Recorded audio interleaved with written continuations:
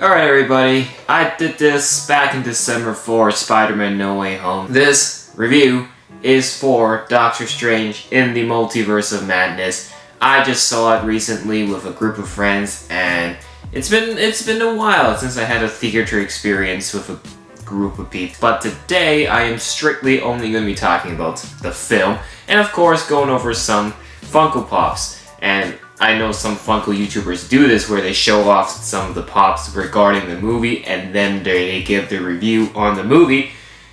I want to do that, but today is May 7th, which is the day I've seen the movie and the day after the movie has come out. And the only Funko Pop that I have for Multiverse of Madness is this single Doctor Strange Pop. I have not managed to get my hands on any of the other ones yet, for the very reason that they're not here yet. They have not dropped in Canada yet. For GameStop, they are all going to release on GameStop, common ones of course. They don't come out till like the beginning of June, so I'll have to wait another couple weeks before I can actually get these guys. So in the meantime, this is the only Funko I have, but I do have another one. However, that is a spoiler. That's why I'm not going to reveal it yet, and I'm going to save it for, the second half of this review, which I will be talking about spoilers. So, yeah, this being my only Multiverse of Madness Funko Pop as of the time of this review. I might as well just show you what other ones they have there. You probably know this already, but they got Scarlet Witch, Defender Strange, which I do have on the way. It's still not here yet, but it's on the way. And I also have the Funko exclusive Christine Palmer, which is also on the way. And then I guess for these ones, when they do drop, I'll probably try to get, I think I'll probably just get Master Mordo and Wong. And then maybe I'll try to get America Chavez. Yeah, I'm looking at other ones like Sarah, it hasn't really caught my interest in particular. And of course there is a chase for this Doctor Strange. This one is a special edition. He is the metallic one. I do not have the common one, and I don't think I need it because I have this already. I don't know if I should get the chase or not. I don't know. I'm still deciding on that. But I have Defender Strange coming. I have the Doctor Strange doing the spell casting, whatever that is. That one's also coming, and then of course Christine Palmer. So there's that. In the meantime, hopefully they release more Multiverse of Madness Pops in the future. Just like how I'm hoping they release more No Way Home Pops. Just like the No Way Home review, the first half of this review will be non-spoilers. Halfway through the video, I will be going into deep spoiler territory and be talking about spoilers of the movie so I can really give some serious opinions about it. And of course, if you haven't seen the movie yet or you don't want to get spoiled, that will be the time for you to click away from this video and stop watching. So, let's begin with the non-spoiler part. Non-spoilers. Well, overall, the movie was great. But it could be better. It's good.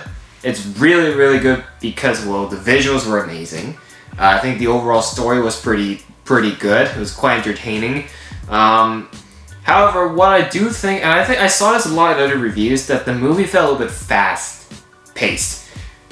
Like, obviously without giving anything away, like you're in this scene and then like immediately you're in the big action scenes and all that. I feel like there was not a lot of breathing space in between scenes where like we get to see characters do something mediocre or something like that. And I think that's something No Way Home was able to capture nicely. Whereas, because they have their big action scenes, their big CGI battle scenes, but at the meantime they do also have some breathing spaces where they have some just relaxed moments where you can just sit down and listen to what the characters have to say. Maybe that's just me, but I've seen reviews of other people like talking about the film, and yeah, it seems a little bit fast-paced. But overall, I think it's also good that it's fast-paced because it keeps the action, it keeps the momentum going. It keeps the entertainment going, so you don't doze off in the middle of the film. I guess there was also some like points in the story, which I obviously won't say. I'll save it for the spoiler part. But there were some points in the story that I feel like could be justified a little bit more to why that happened and what that. But overall, the story, yeah, great. The visuals were amazing. Honestly, Sam Raimi, knowing him from his Tobey Maguire trilogy of Spider-Man films, yeah, you can clearly see the Sam Raimi style in the film. The intense zooming in on the faces, the eyes, the camera movements, of course, because this movie is like a horror movie, there's a lot of tense moments. Yeah, you can tell this is clearly the work of Sam Raimi, and I've grown to appreciate his camera style, his film work after having seen his previous films. So I think Marvel has become very ambitious with this movie. And well, of course, this is the first Marvel horror movie.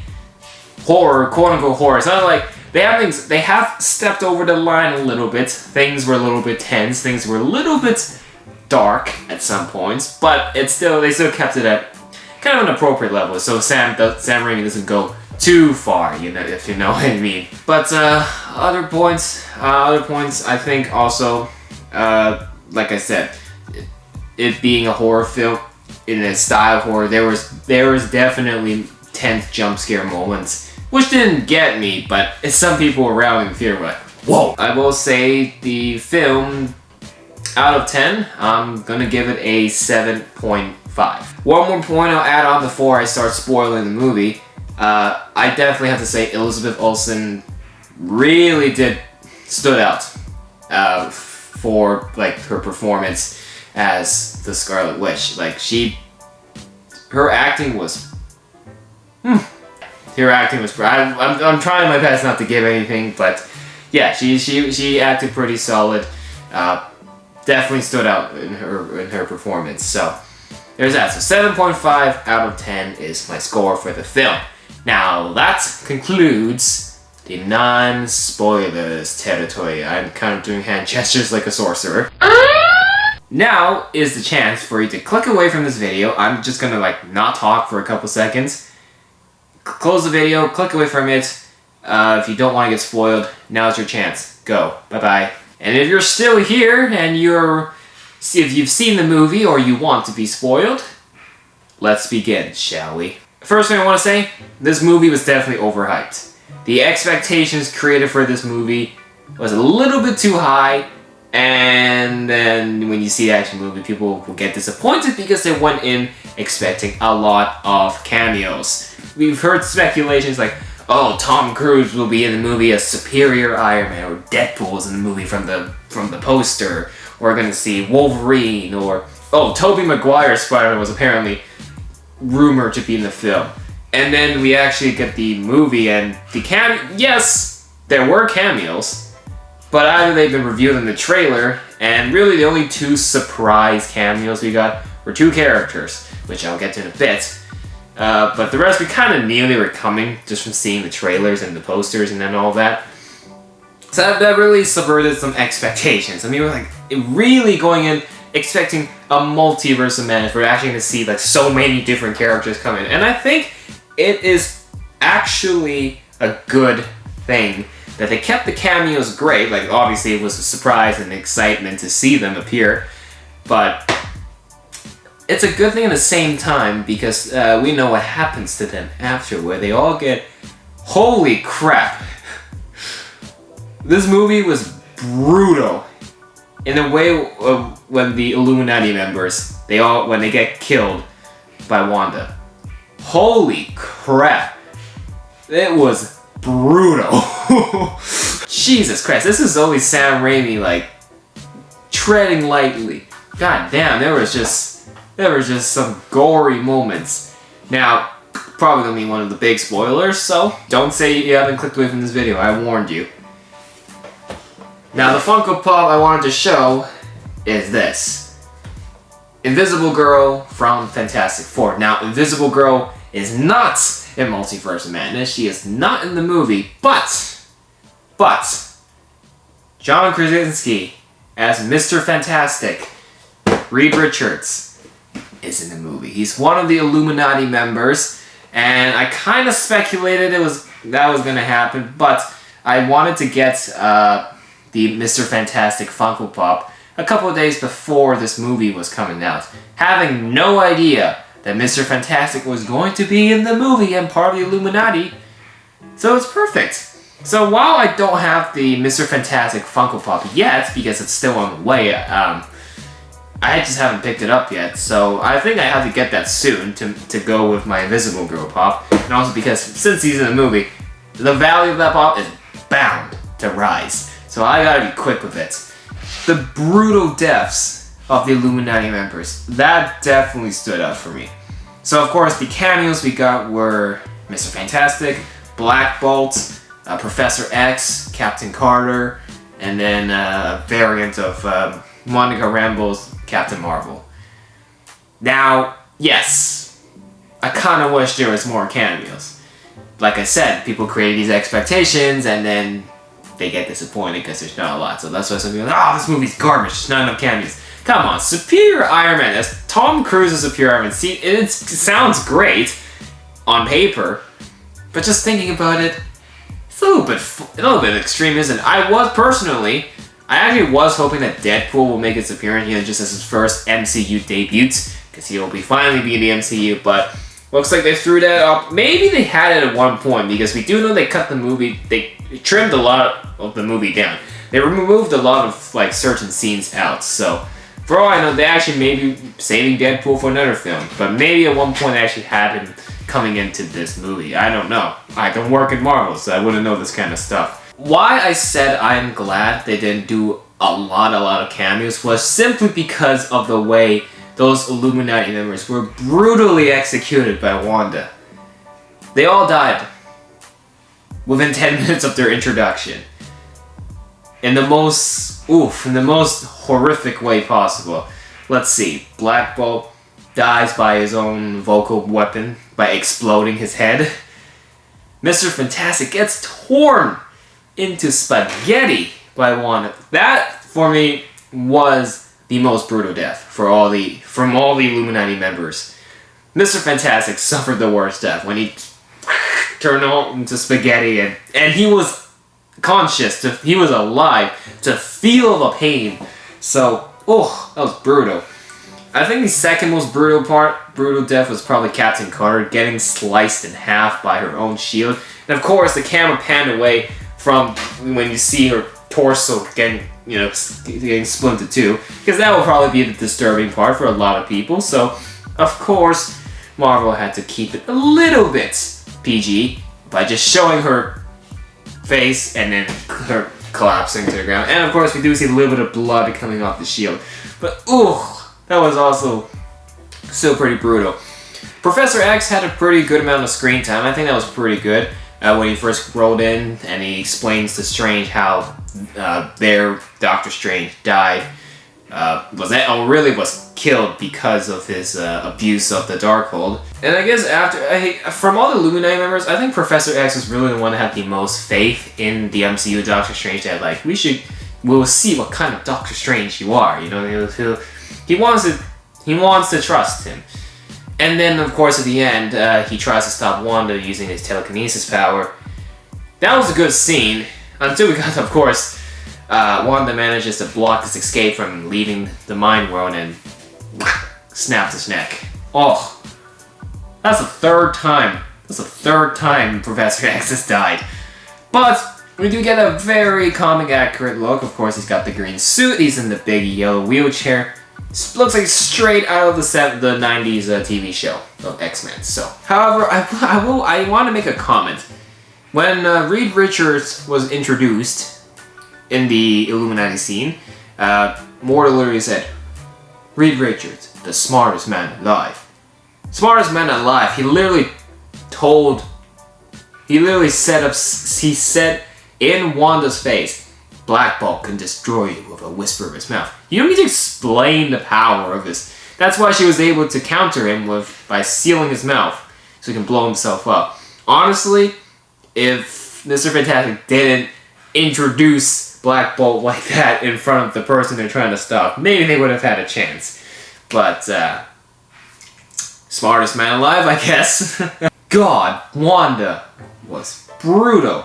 Of course, she has been corrupted by the Darkhold, but in the beginning, when she summoned the monsters to go after America Chavez, Gargantos, I forgot who that monster beginning was, but Defender Strange's death, definitely, of course, played in later. I really like the sequence where Doctor Strange fights Supreme Strange. It was, like a musical battle. it was odd, but in a good way. It was an odd fight, but it wasn't a good way. It was creative, using music as your weapon. The third eye definitely was, adds to the horror elements, and I guess the only thing I didn't like about the film was the ending. The ending was kind of weird, especially with the post-credit scenes. First post-credit scene was fine. We did get a new character, which apparently is Dormammu's like sister or something like that. I don't remember. Correct me in the comments. And then he, of course, Strange gets his third eye. But the second post-credit scene was just a big troll. And we get Bruce Campbell slapping or punching himself in the face. And he breaks the fourth wall by looking at the camera and going like, "Ah, it's over." It's funny, but as the post-credit scene, felt like that could have been a bonus post-credit scene. If they added like one more post-credit scene, maybe it'll be the perfect chance to throw in Deadpool, And he comes in to the, like Illuminati base, sees all the dead bodies, breaks the fourth wall, talking to the audience, and like, "Well, this sucks. Oh, well, that sucks. Oh, look at that, it's only dead bodies." Or you can point out Professor X, dead corpse again. Because they've obviously met, but I feel like the ending could have been reworked a little bit.